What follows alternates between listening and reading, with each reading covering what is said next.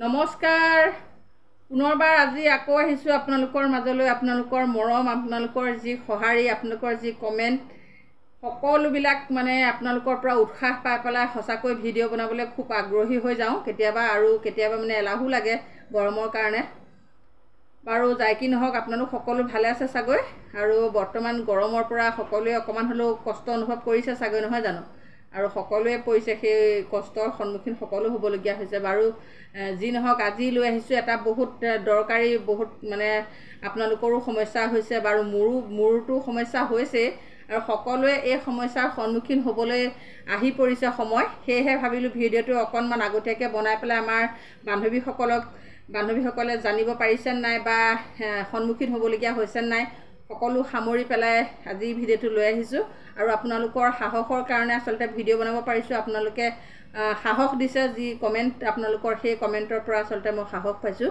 সেয়েহে পুনৰ ভিডিঅ' বনাবলৈ আগ্ৰহী হৈ আহিছোঁ আপোনালোকে কমেন্টবিলাক কৰি যাব আৰু শ্বেয়াৰ কৰিব আৰু সহযোগ কৰিব ভিডিঅ' বনোৱাৰ কাৰণে আচলতে মানে জীৱনৰ ভয়ো আহিছে নোহোৱা নহয় বাধাৰ সন্মুখীন হ'বলগীয়া হৈছে মই ভিডিঅ' বনোৱাৰ কাৰণে তাৰ ওপৰত আপোনালোকে কমেন্ট কৰিব আৰু আপোনালোকে সাহস যোগাব মানে বাধাৰ সন্মুখীন আহিছে আৰু লাহে লাহে কিন্তু ভৱিষ্যতে কেনেকুৱা ধৰণৰ সন্মুখীন হ'বলগীয়া হয় সেইটো প্ৰভুৱে জানে কিন্তু সাহসী হৈ পেলাই ওলাই আহিছোঁ কিন্তু সাহসক আচলতে বাধা দিয়াৰ মানুহ ওলাইছে আৰু এজন দুজনকৈ কিন্তু সাহসক ভয় কৰিলেতো নহ'ব নহয় জানো আপোনালোকে কমেন্ট কৰিবচোন এতিয়া কথা হ'ল আমাৰ কেন্দ্ৰসমূহ এমালগেশ্যন হৈ আছে মানে কাষৰ কেন্দ্ৰটোৰ লগত ল'ৰা ছোৱালী নোহোৱা কেন্দ্ৰটো জইন কৰিছে এতিয়া সেইটো ঠিকে আছে এটা কেন্দ্ৰত যদি ল'ৰা ছোৱালী 5টা এটাত যদি 10টা 15টা ল'ৰা ছোৱালী একেলগ কৰিছে ঠিকে আছে যদি কেন্দ্ৰকেইটা একেখন গাঁৱতে বা ওচৰা-ওচৰি হয় তেতিয়াহ'লে ঠিকে আছে কোনো কথা নাই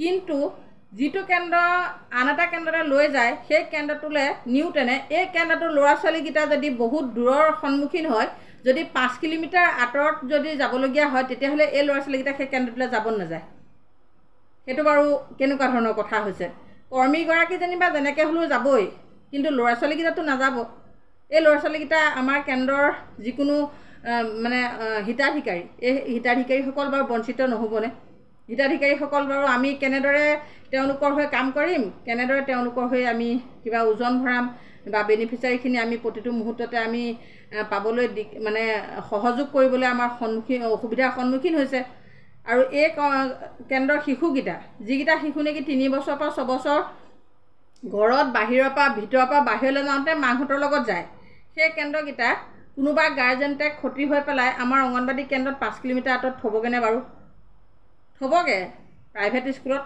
পইচা পাতি খৰচ কৰি গাড়ী ভাড়া কৰি টমটম ভাড়া কৰি তেনেকুৱা হ'লে থ'বগৈ কিন্তু আমাৰ অংগনবাদী যে ইমান ধুনীয়া শিক্ষা দিওঁ আমাৰ অংগনবাদীত যে ইমান ধুনীয়া শিশুৱে শিকিব পৰা আহিলা আছে শিশুৱে শিকিব পৰা বিভিন্ন ধৰণৰ মানে সম্পূৰ্ণ সামৰি পেলাইহে অংগনবাদী কেন্দ্ৰটো সেই অংগনবাদী কেন্দ্ৰটোতে এটা শিশুৱে সৰ্বাংগীন বিকাশ হয় কিন্তু আমাৰ অংগনবাদী কেন্দ্ৰটোলৈ তেনেকৈ গাড়ী ভাড়া কৰি বা টমটম ভাড়া কৰি কেতিয়াও নিনিয়ে সেয়েহে মই ক'ব বিচাৰিছোঁ যে এতিয়া যিটো প্ৰচেষ্টা হাতত লৈছে যে এগৰাকী কৰ্মী হয় 5 কিলোমিটাৰ বা 10 কিলোমিটাৰ যদি ল'ৰা ছোৱালী থাকে বহুত দূৰত নি দি দিব তেতিয়া কৰ্মীগৰাকীয়ে হয় চাকৰি এৰি দিব লাগিব নহয় কি কৰিব জীয়াটো ভুগিব লাগিব মানে 6,500 টকাই হয় কেন্দ্ৰলৈ যাব নে ঘৰখন চলিব নে গাড়ী ভাড়া দিব কেনেকুৱা এটা সমস্যাৰ সন্মুখীন হ'বলৈ গৈ আছে আমাৰ অংগনবাদী কৰ্মী সহায়িকাসকল কেনেকুৱা প্ৰচেষ্টা হাতত ল'বলৈ গৈ আছে আমি মানে বিভোৰ হৈ পৰিছোঁ সকলো ফালৰ পৰা সামৰি কেৱল অংগনবাদী কৰ্মীসকল অংগনবাদী সহায়িকাসকলে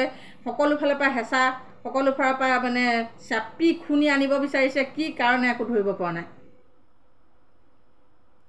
মানে আমি বিৰাট চিন্তিত হৈ পৰিছোঁ এতিয়া যদি তেনেকুৱা এটা পৰ্যায় পোৱাই গৈ কৰ্মীগৰাকীয়েতো 10-20 কিলোমিটাৰ ডেইলি অহা যোৱা কৰি 6,500 টকাৰ যদি 100 টকা গাড়ী ভাড়া দূৰত্বত দি দিয়ে তেতিয়াহ'লে কেনেকৈ বাৰু কৰ্মীগৰাকীয়ে চাকৰিটো ৰাখিব এইবিলাক প্ৰচেষ্টা জানো মানে আমি গ্ৰহণযোগ্য হ'ব বাৰু আপোনালোকে বিবেচনা কৰি কমেণ্টবিলাক কৰিবচোন কেনেকুৱা এটা পৰ্যায়লৈ গৈ আছে বৰ্তমানলৈকে সকলোৰে দৰমহা বৃদ্ধি কৰিছে বুলি মানে যেনেকৈ হ'লেও ঘোষণাবিলাক হৈ আছে অংগনবাদী ঘোষণা এতিয়ালৈকে হোৱা নাই অংগনবাদী এটাই ঘোষণা হৈছে 50% সংৰক্ষণ কৰিব চিট মানে ছুপাৰভাইজাৰ কাৰণে সেই ছুপাৰভাইজাৰখিনি পাবৰ কাৰণে কেনেকুৱা প্ৰচেষ্টা লয় সেইটো বাৰু সময়ত গম পোৱা যাব এতিয়া ক'ব নোৱাৰি হয় BA পাছ বিচাৰিব, নহয় কিবা কিবি এইবিলাক পিছত গম পোৱা যাব।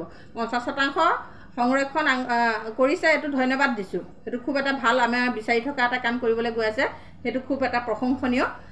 কিন্তু আমাৰ যে দৰমহাটো বৰ্তমানলৈকে কিমান দিব ঘোষণা কৰা নাই, সেইটো এটা বৰ আচৰিত কথা হৈ পৰিছে।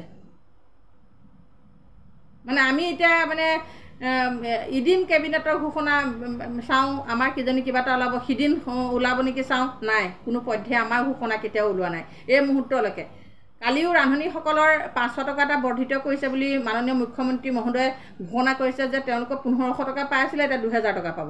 আমাকো যদি তেনেকৈ আমাৰ নিৰ্দিষ্ট পৰিমাণটো কৈ দিয়ে আমিও খুব সন্তোষ হ'ম, অতি সোনকালে আমি সেইটো জানিব বিচাৰি আছোঁ।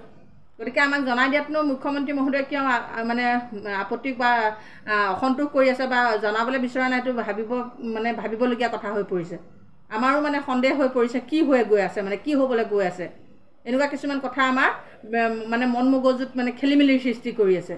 সোনকালে জনাই দিলে আমিও আনন্দিত হ'ম আৰু আমাৰো মানে মনটো ভাল লাগিব। অক্টোবৰৰ পৰা দিয়ক, কথা নাই, আমাক এতিয়ালৈকে বুলি কোৱা নাই। মুখ্যমন্ত্ৰী মহোদয়ে অক্টোবৰৰ পৰা দিম বুলি ক'লে ঠিকে আছে, অক্টোবৰলৈকে আমি ধৈৰ্য ধৰিলোঁ। কিন্তু ঘোষণাটো যে অইনবিলাকক কৰি আছে, আমাৰো কৰি দিলে আমি সোনকালে সন্তোষ পাম, যেন তেওঁ সোনকালে আমাৰো ঘোষণাটো কৰি দিয়ক। আৰু এনেকৈ 5-6 যদি আমাক ঘোষণা নকৰে, সেইটো বিনম্ৰতাৰে অনুৰোধ জনাইছোঁ। আমাৰ কৰ্মীসকলে কমেণ্ট কৰিব, আমাক চলিব পৰা এটা কেপাচিটি লাগে। আৰু এইখিনিতে এটা কথা ক'ব বিচাৰোঁ, হয় 20 কিলোমিটাৰ নালাগে, 30 কিলোমিটাৰ নালাগে, 50 কিলোমিটাৰত দিলেও আমি মানি ল'ম, কিন্তু আমাৰ ল'ৰা ছোৱালীখিনি কি হ'ব? আৰু যদি 6500 টকাতকৈ যদি আমাৰ দৰমহাটো যদি বৃদ্ধি হয় বা আমাৰ যদি এতিয়া আমাৰ পিছত পোৱা যিসকল শিক্ষক টেট পাছ কৰি যিসকলে পাইছে, সেইসকলেতো বহুত দূৰণিত কৰি আছে, কিন্তু দূৰণিত কৰিলেও তেওঁলোকৰ কোনো টেনশ্যন নাই, দৰমহাটো সৰহকৈ পাই অহা যোৱা খৰচৰ কোনো প্ৰব্লেম নহয়। আমি 6500 টকাৰে আমি হয় কেন্দ্ৰলৈ যাব লাগিব, নে ঘৰখন চলিম, নে কি কৰিম? সকলো কৰ্মীয়ে তেতিয়া চাকৰি ৰিজাইন দিব লাগিব।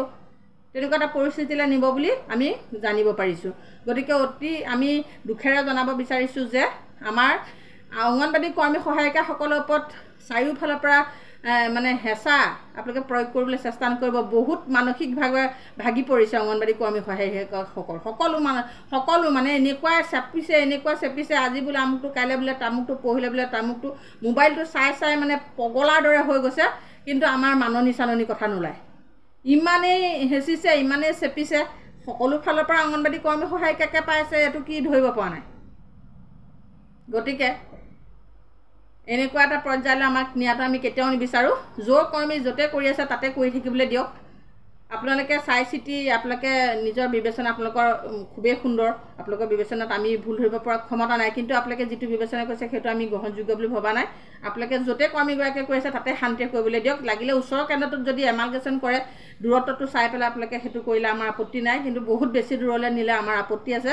কাৰণ আমাৰ যাতায়াতী খৰচৰ কাৰণে আমি ভাগি পৰিব লাগিব, মৰি যাব লাগিব, নহ'লে আমাৰ তাৰ বাদে বিকল্প ব্যৱস্থা নাই। গতিকে আপোনালোকে অনুৰোধ কৰিছোঁ, আপোনালোকে যাতে এইবিলাক সমস্যালৈ কৰ্মীগৰাকীক ঠেলি নিদিয়ে, সহায়িকাগৰাকীক ঠেলি নিদিয়ে, তাৰ বাবে আপোনালোকক বিনম্ৰতাৰ অনুৰোধ জনাইছোঁ। এইবিলাক মানে অতিষ্ঠ হৈ গৈছোঁ, আৰু অতিষ্ঠ মানে ভাবিব নোৱাৰা কিছুমান বেমেৰিবাং কথা মানে মগজত সোমাই মানসিকভাৱে সকলো কৰ্মী সহায়িকা ভাগি পৰিছে। তেনেকুৱা এটা পৰ্যায়লৈ যাতে আমাৰ কৰ্মীসকলক ঠেলি নিদিয়ে, সেইটো এটা মহা বিপদ বুলি ভাবিছোঁ। আমাৰ কাৰণে এটা অতি বিপদ আহি আছে, গতিকে সেই বিপদটোলৈ যাতে আমাক ঠেলি নিদিয়ে। শেষত সকলোকে ধন্যবাদ জনাইছোঁ। সকলোৱে মোৰ ভিডিঅ'সমূহ বহুত সুন্দৰভাৱে শ্বেয়াৰ কৰিছে, সকলোৱে কমেণ্ট কৰিছে, তাৰ বাবে আপোনালোকক শতকোটি প্ৰণাম জনাইছোঁ। আপোনালোকে আগন্তুক সময়ত সাহস দিব। আৰু মই ভিডিঅ' বনোৱাৰ কাৰণে মোৰ বাধাৰ সৃষ্টি হৈছে, বাধা আহি পৰিছে মই ভিডিঅ' বনাব নালাগে বুলি। গতিকে আপোনালোকে তাত কমেণ্ট কৰিব, সহযোগ কৰিব আৰু সাহস যোগাব। ধন্যবাদ।